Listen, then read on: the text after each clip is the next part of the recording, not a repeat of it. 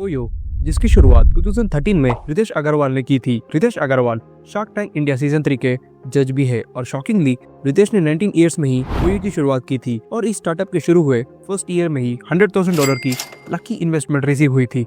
Lucky, लेकिन क्यों?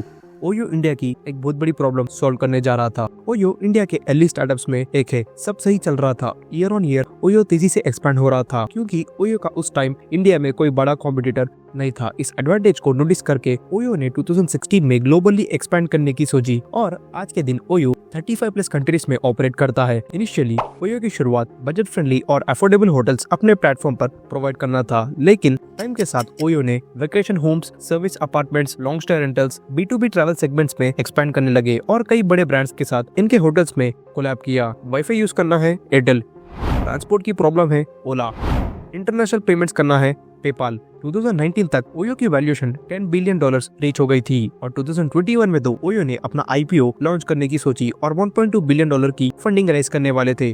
फिर ऐसा क्या हुआ कि 2020 तक ओयो की वैल्यूएशन $10 बिलियन से सीधा $2.4 बिलियन ड्रॉप हो गई। अनफॉर्चुनेटली ओयो का IPO ड्रीम भी फेल हो गया और वैल्यूएशन भी 70% डिक्लाइन हो गई। एक टाइम था जब ओयो इंडिया का सेकेंड मोस्ट वैल्यूड स्टार्टअप हुआ करता था। तो आखिर क्या हुआ कि ओयो की वैल्यूएशन ड्रॉप हो गई, लेकिन इसके प्रॉफिट्स धीरे धीरे बढ़ रहे हैं। ओयो ने इतना डाउन हिट करने के बाद भी ऐसा क्या किया जिससे ये अपने लॉसेस कम करके धीरे धीरे प्रॉफिटेबल की ओर बढ़ रहा है। हम बात करेंगे ओयो के कुछ सीक्रेट इंसाइट्स के बारे में और डिस्कस करेंगे ओयो के कुछ हाईली कॉम्प्लिकेटेड बिजनेस लेसन्स के बारे में। तो ये कहानी शुरू होती है 1993 में जब रितेश अग्रवाल एक मारवाड़ी फैमिली में बॉर्न होते हैं। इनके फादर एक छोटी सी शॉप रन करते थे।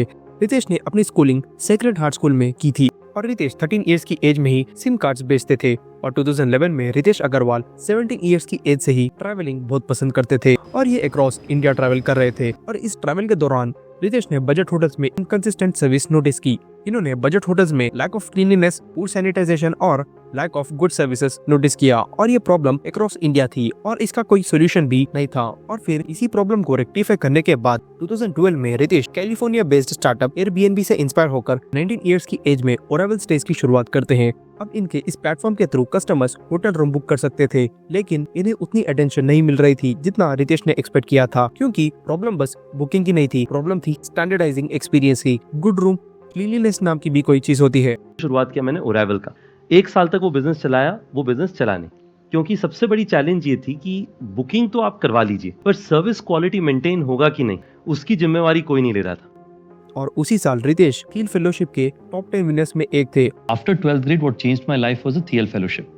और इंटरेस्टिंग फैक्ट ये है कि ये इंडिया से एक अकेले विनर थे। फ्रेंड्स, अगर आपको थियल फेलोशिप नहीं पता तो मैं बता दूं, ये एक 2 इयर्स प्रोग्राम रहता है जिसे पेपल के फाउंडर, बिलियनर और एंटरप्रेन्योर पीटर थियल ने 2011 में शुरू किया था, जिसमें बस 22 इयर्स से कम के एज के स्टूडेंट्स पार्टिसिपेट कर सकते थे। ये उन स्टूडेंट्स के लिए था जो अपने कॉलेज से ड्रॉप आउट होना चाहते हैं और एंटरप्रेन्योर जर्नी शुरू करना चाहते हैं, जिसमें इन विनर्स को $100,000 का कैश प्राइज दिया जाता है और इन्हें प्रॉपर मेंटरशिप दी जाती है। रितेश इस प्राइज मनी जीतने के बाद इन्हें कैलिफोर्निया बुलाया जाता है, जिसमें इन्होंने 1 साल लर्निंग्स में लगा दिए, जिसमें इन्हें बड़े इन्वेस्टर से ग्रेट लेसन्स सीखने को मिले। और इस $100,000 की प्राइज मनी के साथ रितेश इंडिया वापस आ जाते हैं और अपनी पुरानी नॉलेज और एक्सपीरियंस से छोटे होटल ओनर्स के पास रीच आउट होने लगे, जिन्होंने ओरावल स्टेज के साथ काम किया था। इन्होंने नोटिस किया कि इंडिया के हर एक कोने में छोटे से स्मॉल स्केल होटल्स हैं, जिनकी कैपेसिटी 150 रूम से कम है। और इंडिया में इतने होटल्स देखने के बाद रितेश ने यह तय कर लिया कि अगर ये स्मॉल स्केल होटल्स रेनोवेट करके कॉमन पीपल को क्वालिटी एक्सपीरियंस प्रोवाइड करेंगे तो ये इंडिया नेक्स्ट बिग थिंग होगा। और उस टाइम इंडिया में रितेश का कोई कॉम्पिटिटर ही नहीं था। रितेश का बिजनेस सिंपल और स्ट्रेट फॉरवर्ड था और इस प्लानिंग और राइट एग्जीक्यूशन से 2013 में ओरावल स्टेज रिलॉन्च करते हैं और इसका नाम ओयो रख देते हैं। ओयो, जिसका मतलब था own your own. Initially Ritesh खुद होटल्स रिनोवेट करने लगे, जिसमें रितेश ने स्मार्टली ये फिगर आउट किया कि अगर ये होटल्स में इंटीरियर अपडेट, ऑप्टिमाइजिंग सर्विसेज और डायनामिक प्राइसिंग ऑफर करेंगे तो ये गेस्ट और होटल ओनर दोनों को खुश कर सकते हैं। और ओयो ने ये इंश्योर किया कि इनके पार्टनर होटल्स में lighting, wifi, TV, AC, private bathrooms जैसे बेसिक एमिनिटीज है। और ओयो का काम था होटल्स प्रमोट करना और कस्टमर को अट्रैक्ट करना, जिसके बदले ये होटल से 15 to 25% कमीशन चार्ज करते थे, जिससे ये धीरे धीरे होटल की ऑक्यूपेंसी भी बढ़ाने लगे। और फिर 2015 में इन लोगों ने ओयो ऐप लॉन्च किया, जिससे ये ब्रॉडर ऑडियंस को रीच होने लगे। जिसके बाद होटल की प्राइसिंग पे बहुत फोकस किया, जिससे ये बजट फ्रेंडली कस्टमर्स को गेन कर सके। आप देख सकते हैं कि किस तरह रितेश इस यंग एज में अपने बिजनेस को ग्रो करने में लगे हैं। रितेश एक इंटरव्यू में कहा है कि we used great interior design which inspired people to come into our hotels, updated rooms in a way that consumer ratings were the most important factors that we cared about। जिसका मतलब उनकी team ने feedback पे बहुत ज्यादा concentrate किया क्योंकि feedback business growth का इंपॉर्टेंट फैक्टर है। और माइक्रोसॉफ्ट के फाउंडर बिल गेट्स ने भी कहा है कि your unhappy customers are your great learnings. जिसका मतलब जितना ज्यादा कस्टमर हमसे नाराज होगा उतनी ही ज्यादा बिजनेस लेसन्स हमें सीखने को मिलेंगे। इन्होंने मेनली क्लीनिनेस पे ध्यान दिया और होटल स्टाफ को एक डेडिकेटेड ऐप प्रोवाइड किया जिससे ये लोग ट्रैक कर सके कि किस रूम में क्लीनिंग की जरूरत है और किस रूम से गेस्ट ने उन्हें गुड या बैड रिव्यू दिया। फ्रेंड्स, ये छोटे छोटे फैक्टर्स लॉन्ग रन में बहुत ज्यादा हेल्प करते हैं। इसी बिजनेस ग्रोथ से ओयो ने कई फॉरेन इन्वेस्टर्स को अट्रैक्ट करने लगे जिसमें सॉफ्ट बैंक भी था। सॉफ्ट बैंक ने 2015 में ओयो में $2 बिलियन की इन्वेस्टमेंट की थी, जिसके बदले सॉफ्ट बैंक ने ओयो का 46% स्टेक ओन कर लिया, जिससे ये ओयो के मेजर इन्वेस्टर बन गए। इसी बिजनेस ग्रोथ को देखकर 2016 में ओयो इंटरनेशनली एक्सपेंड होने लगा और ओयो का फर्स्ट इंटरनेशनल एक्सपेंशन था Malaysia. Initially OYO hotel aggregator की तरह शुरू हुआ था जिसमें ये होटल से कमीशन बेसिस पे ऑपरेट करते थे। फिर ओयो ने प्रॉफिटेबिलिटी बढ़ाने के लिए अपना बिजनेस फ्रेंचाइजी मॉडल में चेंज किया जिसमें ये होटल्स के साथ वही पार्टनरशिप मेंटेन करेंगे, लेकिन फ्रेंचाइजी मॉडल में सारा कंट्रोल ओयो टीम का रहेगा, जिससे इनकी स्ट्रॉन्ग प्रेजेंस ऑनलाइन और ऑफलाइन दोनों जगह रहेगी। और जब ब्रांडिंग और होटल की सर्विस इनके हाथ में रहेगी तो क्वालिटी की तो कोई टेंशन ही नहीं। और इस एडवांटेज से ये अपने होटल के प्राइसेस अपने हिसाब से बढ़ा देते थे और होटल ओनर्स को मंथली एक फिक्स्ड अमाउंट दे देते थे, लेकिन terms and conditions location to location change होते हैं। ये मॉडल थोड़ा रिस्की है, लेकिन लॉन्ग रन में बस यही मॉडल ओयो को प्रॉफिटेबल बना सकता था। और एक बार तो ओयो ने अपने 1 मिलियन गेस्ट रूम्स में सिर्फ एक दिन में 50 मिलियन टाइम्स प्राइस एडजस्टमेंट्स किए थे। और OYO every month partner hotel से 22% तक का कमीशन चार्ज करता है। और यही नहीं, ओयो का बिजनेस मॉडल चेंज होने के बाद इसके कई मल्टीपल इनकम सोर्सेज जनरेट होने लगे। ओयो अपना बिजनेस ग्रो करने के लिए कई एक्विजिशंस किए, जिसमें नोटेबल एक्विजिशंस है weddings Mumbai based online wedding venue and winter market place है जिसे ओयो ने एक्वायर कर लिया था, जिससे ये $40 बिलियन की वेडिंग इंडस्ट्री में एंटर हो। Nova Scotia boutique homes Chennai based startup है, इसमें ये corporate clients high quality boutique homes fully furnished family seeking premium homes like stay demand कर रहे थे। सिंपल वर्ड्स में ये वो कस्टमर थे जिन्हें बजट की कोई टेंशन नहीं थी, जो अल्ट्रा प्रीमियम रूम्स डिमांड कर रहे थे जिसमें इन्हें हाउसकीपिंग लॉन्ड्री जैसे सर्विसेज भी प्रोवाइड हो। ओयो का Nova Scotia boutique homes acquire करने के दो मेन रीजंस थे। 1. Expansion into premium accommodation. OYO शुरू से भी अपना बजट फ्रेंडली होटल बुकिंग से जाना जाता है। इसी चीज को चेंज करने के लिए ओयो अपना सर्विसेज हाई एंड सेगमेंट्स पे एक्सपेंड करने की सोच रहा था, जिससे ये हाई पेइंग गेस्ट को गेन कर सके। 2. Strategic positioning. नोवा स्कोटिया ने कॉर्पोरेट क्लाइंट्स और बिजनेस ट्रैवल सेगमेंट्स में अपनी एक पहचान बनाई और दूसरी तरफ ओयो अपनी रीच बढ़ाना चाह रहा था। ओयो के ज्यादातर शॉर्ट टर्म स्टे कस्टमर्स थे और नोवा स्कोटिया को एक्वायर करने के बाद इसके पास लॉन्ग टर्म स्टे कस्टमर्स भी ऐड हो गए थे। और मोस्ट इंपोर्टेंटली नोवा स्कोटिया एक चेन्नई बेस्ड स्टार्टअप है और चेन्नई आईटी और कॉर्पोरेट सेक्टर्स का एक मेजर हब है। और जब ओयो नोवा स्कोटिया को एक्वायर लिया तो इसकी प्रेजेंस इसकी मार्केट में और स्ट्रॉन्ग हो गई। सबसे बड़ा क्वेश्चन ये आता है कि how OYO exactly makes money. क्या है वो डिफरेंट बिजनेस स्ट्रीम्स जिससे ये अपने कोर बिजनेस से पैसे कमाता है। So the answer is 1. Commission model.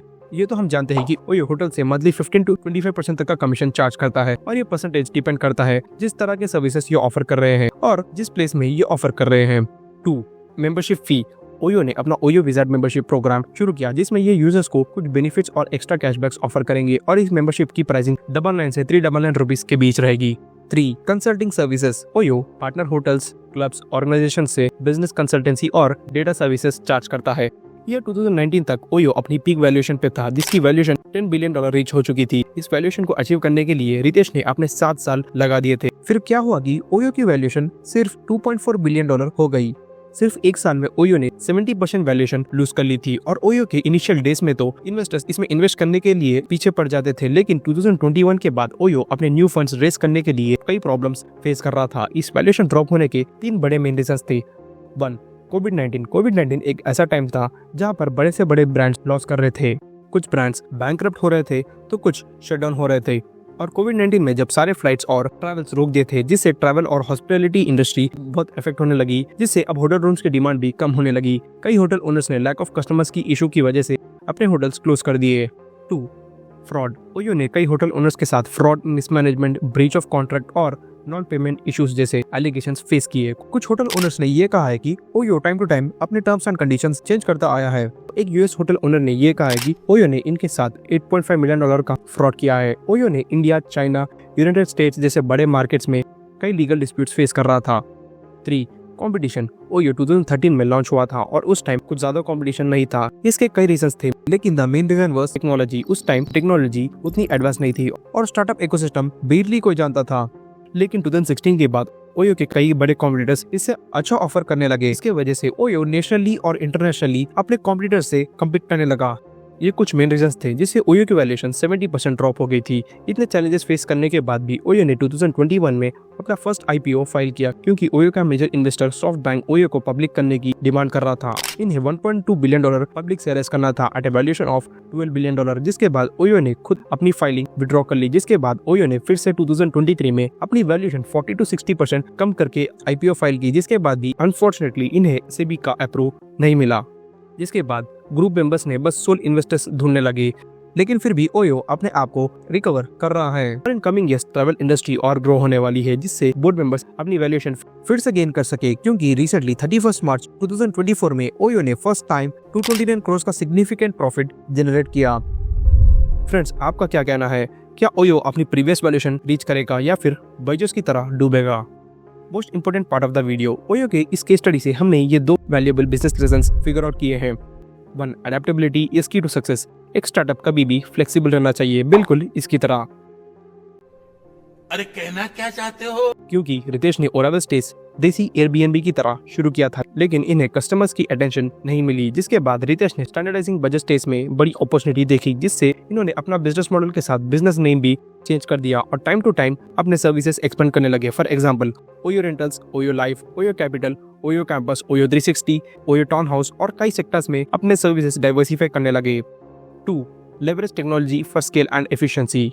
OYO ने टेक्नोलॉजी में हेवीली इन्वेस्ट किया, जिससे ये डेटा एनालिटिक्स और डायनामिक प्राइसिंग एल्गोरिथम्स अपने ऐप्स में यूज किया, जिससे ये रियल टाइम रेट्स ऑप्टिमाइज कर सके। और यही नहीं, इनका ऐप ही इनका स्ट्रेंथ है, क्योंकि इससे ये कस्टमर्स, बुकिंग और होटल पार्टनर्स का फीडबैक कलेक्ट कर सकते हैं। और इनकी ऑटोमेटिंग एंड स्टैंडर्डाइजिंग प्रोसेस के थ्रू ओयो मल्टीपल जियोग्राफीज में बिना कोई रियल एस्टेट ओन किए रैपिडली ग्रो हो रहा है। फ्रेंड्स, नेक्स्ट वीडियो किस पे होनी चाहिए कमेंट्स में बताना ना भूलेगा।